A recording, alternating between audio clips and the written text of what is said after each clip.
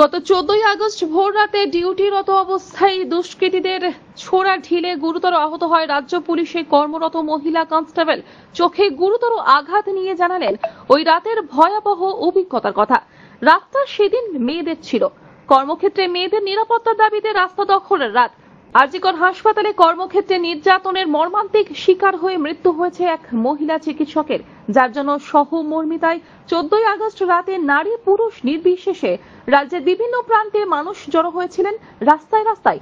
যেখানে রাস্তায় মানুষদের নিরাপত্তায় ছিলেন নদিয়ার শান্তিপুর লক্ষ্মীনাথপুরের বাসিন্দা কনস্টেবল শম্পা প্রামাণিক। রক্তাক্ত অবস্থায় তাকে তার অন্যান্য সহকর্মীরা হাসপাতালে নিয়ে যায়।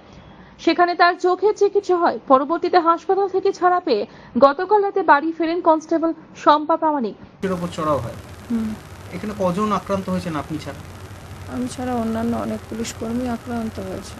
এই যে এই ঢিল ছোড়া হয়েছিল আপনাদের দিকে, হ্যাঁ, তারপর এই যে ঘটনা আপনার চোখে এসে পড়ে, তারপর পুলিশ কতটা তৎপর ছিল আপনাদের চিকিৎসা বা আপনাদেরকে উদ্ধার করার ক্ষেত্রে?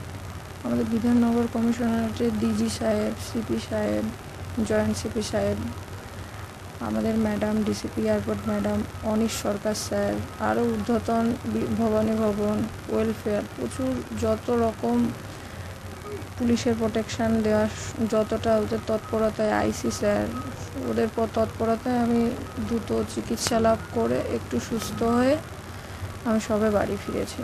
এখন শারীরিক অবস্থাটা?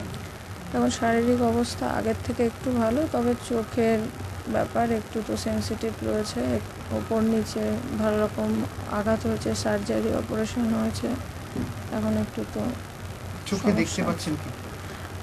ঝাপসা দেখছি আপাতত। এই যে যারা ঘটনা ঘটলো তাদের কি শাস্তি চাইছেন?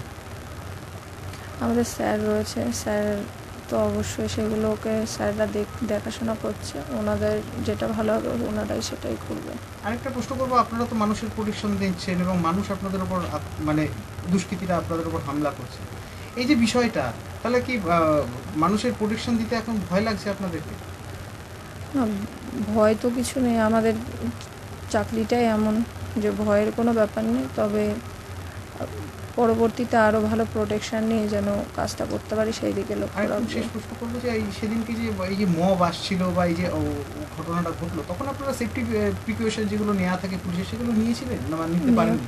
নেওয়ার সুযোগটা হয়নি, হঠাৎই আক্রমণটা শুরু হয়ে গেছিল। এটাই রাজ্যের সরকারের প্রতি বা আপনাদের যে পুলিশের উচ্চপদস্থ আধিকারিক রয়েছে তারা যে তদন্ত করছে, তাতে আপনারা যথেষ্ট আশাবাদী যে দোষীরা শাস্তি পাবে? অবশ্যই। প্রশাসনিক পদক্ষেপে আস্থা আছে শম্পার। দোষীদের দৃষ্টান্তমূলক শাস্তির দাবি করেছেন শম্পার পরিবার। দেখুন, আরজিকর হাসপাতালে যে ঘটনাটা ঘটেছে সেটা নিন্দনীয়।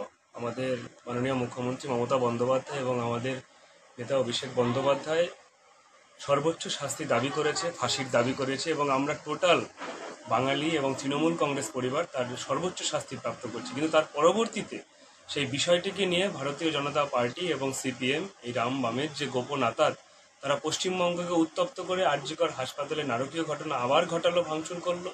এবং আজকে শম্পা প্রামাণিক নামে আমাদের একজন বোন, যিনি পশ্চিমবঙ্গ পুলিশে কর্মরত রয়েছেন বিধাননগরে, গতকাল তাকে নির্মমভাবে বিজেপি এবং সিপিএম এর যে আন্দোলন ছিল তারা আন্দোলন করেছিল, এখানে আঘাত করেছে। আমরা নিন্দা জানাচ্ছি। এবং নদিয়া থেকে মাধব দেবনাথের রিপোর্ট, আনন্দ বার্তা।